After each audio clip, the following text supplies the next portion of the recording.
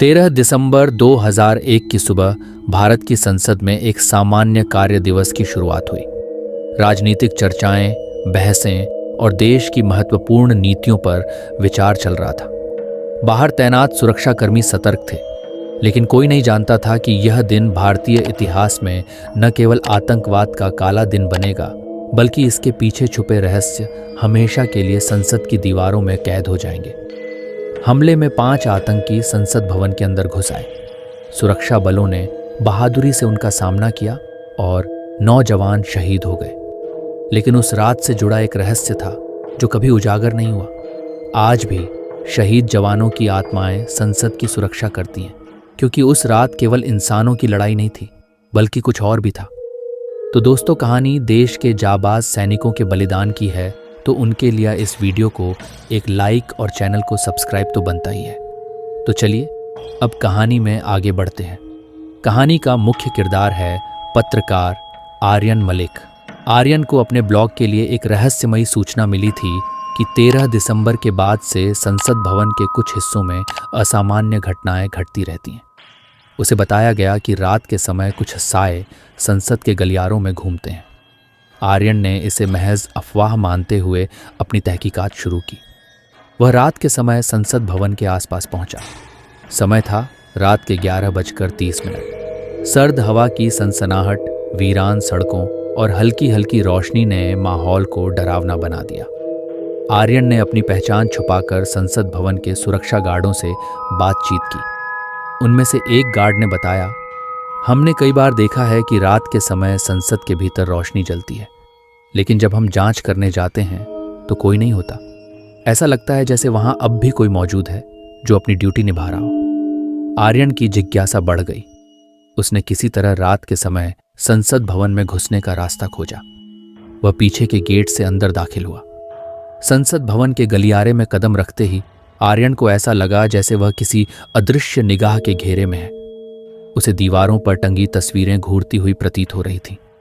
वह केंद्रीय कक्ष की ओर बढ़ा, जहां हमले के दौरान सबसे ज्यादा खून खराबा हुआ था। जैसे ही वह कक्ष में पहुंचा, उसे वहां हल्की सी आवाज सुनाई दी। यह आवाज किसी के कदमों की थी, लेकिन चारों ओर देखने पर वहां कोई नहीं था। तभी उसे एक खून से सना झंडा जमीन पर पड़ा दिखा। यह वही झंडा था जो हमले के दौरान जमीन पर गिर गया था। आर्यन ने झंडे को उठाया ही था कि एक गूंजती हुई आवाज सुनाई दी, इसे मत छुओ, यह हमारे सम्मान का प्रतीक है। आर्यन ने मुड़कर देखा तो वहां एक जवान खड़ा था। उसने सेना की वर्दी पहनी हुई थी, लेकिन उसका चेहरा धुंधला था। तुम कौन हो? आर्यन ने कांपते हुए पूछा। हम वो हैं जिन्होंने इस देश की रक्षा के लिए अपनी जान दी, लेकिन हमारी लड़ाई अब भी खत्म नहीं हुई, जवान ने कहा। आर्यन को लगा कि वह सपना देख रहा है, लेकिन जवान की उपस्थिति और उसकी आवाज बहुत वास्तविक थी। उसने पूछा, लड़ाई खत्म नहीं हुई? इसका क्या मतलब है? जवान ने कहा, उस रात केवल आतंकवादी नहीं थे, उस हमले के साथ एक अंधेरी ताकत भी जुड़ी थी जो अब भी सक्रिय है। हम यहां इसीलिए हैं ताकि वह ताकत इस जगह को अपने वश में न कर सके। आर्यन को जवान ने संसद भवन के एक छिपे हुए हिस्से में ले जाया। यह हिस्सा आम जनता और कर्मचारियों के लिए बंद था। वहां उसने देखा कि दीवारों पर कुछ रहस्यमयी निशान बने हुए थे। जवान ने बताया, ये निशान उन आतंकियों द्वारा बनाए गए थे। वे सिर्फ मानव शत्रु नहीं थे, बल्कि वे किसी अदृश्य शक्ति के अधीन काम कर रहे थे। ये शक्ति अब भी जिंदा है। अचानक उस कमरे में तेज हवा चलने लगी। वहां एक अजीब सी छाया प्रकट हुई। यह छाया बहुत बड़ी थी और उसकी आंखें लाल थीं। वह छाया धीरे धीरे आर्यन की ओर बढ़ने लगी। जवान ने कहा, इसे रोकने के लिए तुम्हें इस सच्चाई को सबके सामने लाना होगा, लेकिन याद रखना, यह तुम्हारे लिए सुरक्षित नहीं होगा। आर्यन जैसे तैसे उस कमरे से बाहर निकला, लेकिन जाते जाते उसने देखा कि जवान अब भी वहां खड़े हैं, जैसे वे उस छाया से लड़ने के लिए तैयार हों। आर्यन ने अपनी रिकॉर्डिंग्स को फिर से चेक किया। उसने महसूस किया कि उसकी आवाज तो रिकॉर्ड हो गई थी, लेकिन जो कुछ उसने देखा था वह पूरी तरह गायब था। यह और भी डरावना था। उस रात जब वह सोने की कोशिश कर रहा था, तभी उसके घर के दरवाजे पर 3 बार दस्तक हुई। घड़ी में रात के 3 बजे थे। आर्यन ने दरवाजा खोला, लेकिन बाहर कोई नहीं था। अचानक उसे ऐसा लगा जैसे कोई अदृश्य शक्ति उसके कमरे में घुस आई हो।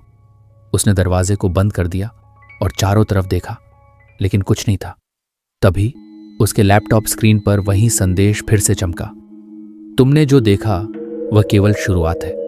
अगर तुमने और आगे बढ़ने की कोशिश की तो अंजाम भुगतने के लिए तैयार रहो। आर्यन ने अपने दोस्त और सीनियर पत्रकार निशांत से मदद मांगी। निशांत ने आर्यन को सलाह दी कि वह संसद भवन से जुड़े किसी पुराने कर्मचारी या गार्ड से संपर्क करे। आर्यन ने संसद भवन के एक पूर्व सुरक्षाकर्मी रमेश तिवारी से मुलाकात की। रमेश ने बताया, हमने उस रात सिर्फ आतंकवादियों से नहीं बल्कि किसी अज्ञात शक्ति से भी लड़ाई की थी। हमारे कई साथी मारे गए, लेकिन उनकी आत्माएं आज भी यहाँ हैं। मैंने खुद कई बार उन्हें गलियारों में गश्त लगाते हुए देखा है। लेकिन उस कक्ष के पास मत जाना जहाँ खून से सना झंडा मिला था। वहाँ अब भी कुछ बुरा छिपा हुआ है। आर्यन ने रमेश की बातों को नज़रअंदाज कर दिया और उस बंद कक्ष में जाने की योजना बनाई। अगली रात वह फिर से संसद भवन पहुंचा। इस बार उसने अपने साथ एक छोटा कैमरा और एक धार्मिक प्रतीक गंगा जल और तुलसी की माला भी रखा। जैसे ही वह कक्ष के पास पहुंचा, उसे वहीं ठंड महसूस हुई। कक्ष का दरवाजा हल्के से खुला था। अंदर कदम रखते ही उसने देखा कि दीवारों पर अजीब निशान चमक रहे थे, जैसे किसी रहस्यमयी भाषा में कुछ लिखा हो। तभी कक्ष में अचानक एक तेज हवा चली और आर्यन ने देखा कि वह छाया फिर से प्रकट हो गई। इस बार वह और भी विशाल और डरावनी लग रही थी। छाया ने गूंजती आवाज में कहा, तुमने मेरी दुनिया में कदम रखा है, अब यहां से जिंदा जाना मुश्किल होगा। आर्यन ने हिम्मत जुटाकर पूछा, तुम कौन हो और इस जगह को क्यों कब्जे में लेना चाहती हो? छाया ने उत्तर दिया, मैं वह शक्ति हूं जिसे इंसानों ने जागृत किया। आतंकवादियों ने केवल इस भवन को नहीं बल्कि मुझे भी यहां बुलाया। अब मैं यहां से जाने वाली नहीं। यह भवन, यह देश, सब मेरा है। आर्यन समझ गया कि यह छाया एक बुरी आत्मा या दानवी ताकत है जिसे आतंकवादियों ने अपनी काली विधियों के जरिए बुलाया था। जवानों की अंतिम चेतावनी। तभी उस कमरे में वही परछाई प्रकट हुई जो जवान की थी।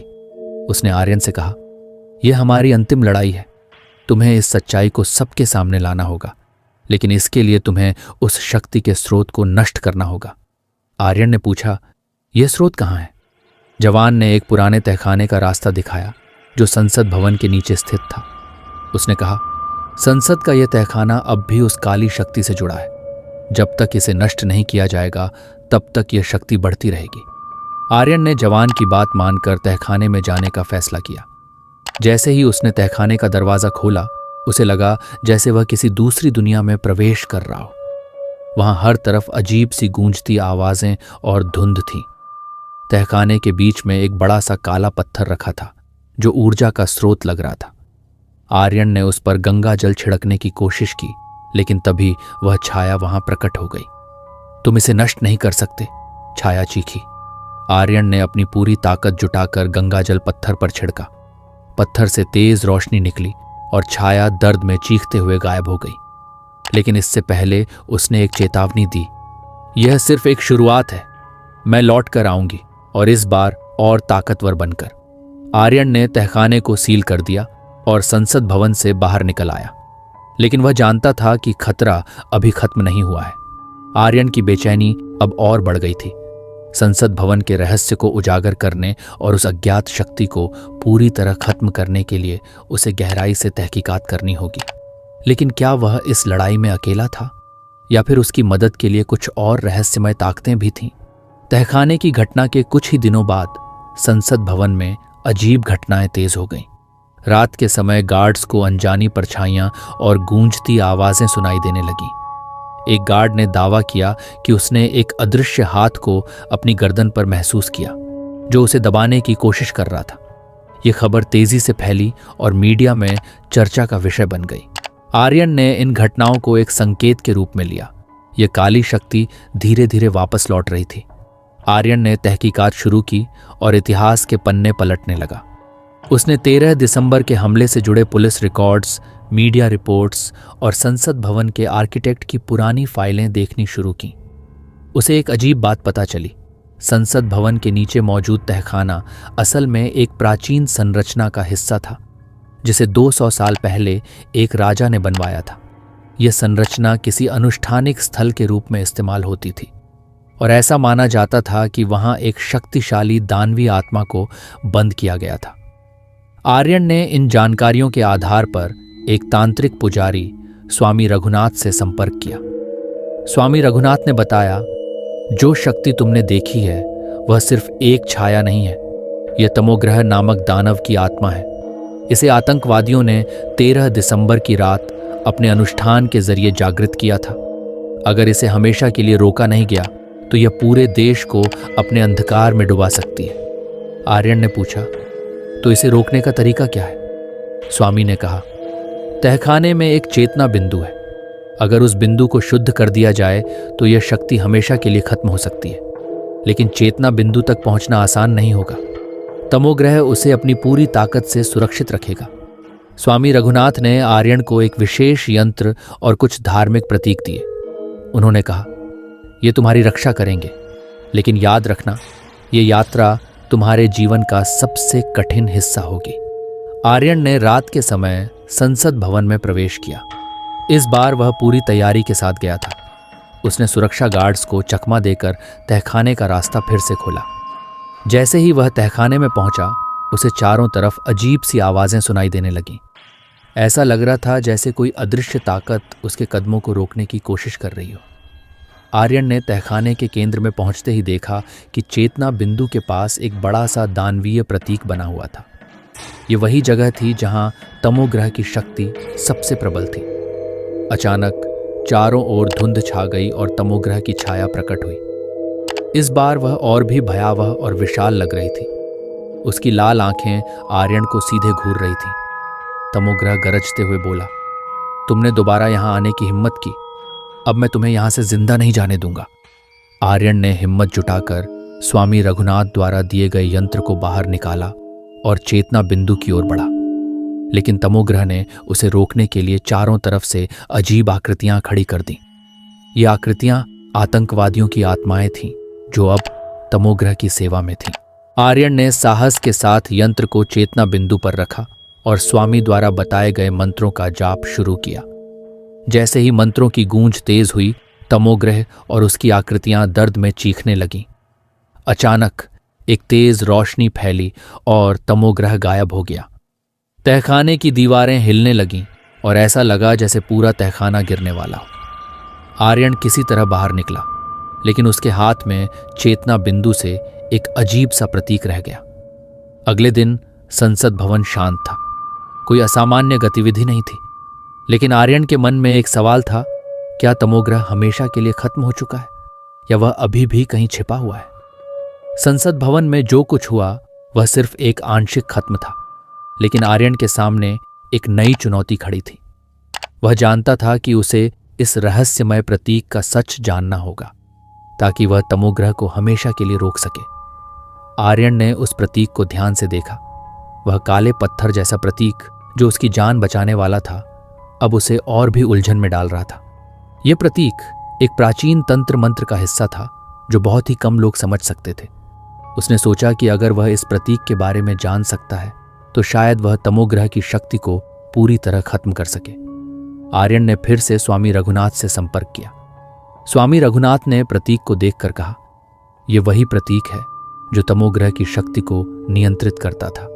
यह एक प्रकार का कुंडलिनी तंत्र है और यह तभी सक्रिय होता है जब कोई शक्तिशाली प्रेतात्मा इसे अपने वश में कर ले। इस प्रतीक से तमोग्रह की आत्मा जुड़ी हुई है और यदि इसे सही तरीके से नष्ट नहीं किया गया तो वह लौट आएगा। स्वामी ने आर्यन को बताया, तुम्हारे पास जो प्रतीक है वह एक मार्गदर्शक की तरह काम करेगा। अगर तुम इसे सही तरीके से प्रयोग कर सको तो तुम तमोग्रह की आत्मा को हमेशा के लिए नष्ट कर सकते हो। आर्यन को यह समझ में आ गया कि यह उसकी आखिरी लड़ाई हो सकती है। अगर वह इस प्रतीक का सही उपयोग नहीं करता तो तमोग्रह न केवल संसद भवन बल्कि पूरे देश पर अपना कब्जा कर सकता है। स्वामी रघुनाथ ने उसे बताया कि इस प्रतीक को एक गहरी और खतरनाक गुफा में ले जाकर नष्ट करना होगा जो संसद भवन के नीचे छुपी हुई थी। यह गुफा जो अतीत में तंत्र मंत्र के लिए उपयोग होती थी, अब तमोग्रह की शक्ति का मुख्य स्रोत बन चुकी थी। आर्यन ने तय किया कि वह उस गुफा में जाएगा और अपनी पूरी ताकत लगाकर तमोग्रह की आत्मा को हमेशा के लिए नष्ट करेगा। आर्यन और स्वामी रघुनाथ की टीम ने एक रात फिर से संसद भवन में प्रवेश किया। गार्ड्स को चकमा देकर वे गुफा तक पहुंच गए। ये गुफा एक संकरे रास्ते से होकर जाती थी और उसके अंदर घोर अंधेरा था। वहां की हवा में एक अजीब सी गंध और डर था। जैसे ही वे गुफा के अंदर पहुंचे, उन्हें अंधेरे में कोई हलचल महसूस होने लगी। अचानक गुफा की दीवारों से शोर सुनाई देने लगा। आर्यन ने देखा कि दीवारों पर खून के धब्बे और अदृश्य शक्तियों की छाया दिखाई देने लगी। वह जानता था कि अब उन्हें बहुत सावधान रहना होगा। गुफा के भीतर एक विशाल कमरे में वे पहुंचे, जहां एक प्राचीन वेदी रखी हुई थी।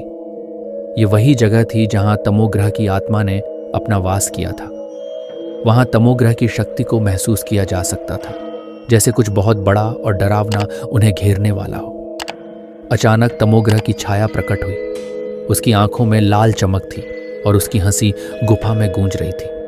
वह बोला, तुमने मेरी शक्ति को तो कमजोर किया था, लेकिन अब मैं और भी शक्तिशाली हूं। तुम मुझे कैसे हरा सकते हो? आर्यन ने पूरी ताकत से प्रतीक को उठाया और कहा, तुमने जो भी किया है अब उसका अंत होगा। यह प्रतीक तुम्हारी शक्ति को हमेशा के लिए नष्ट कर देगा। तमोग्रह ने जोर से हंसा, तुम नहीं समझते, मैं तुम्हारी ताकत से कहीं अधिक हूं। इस बार तुम्हें मेरी शैतानी शक्ति का सामना करना होगा। आर्यन ने प्रतीक को वेदी पर रखा और मंत्रोच्चारण करना शुरू किया।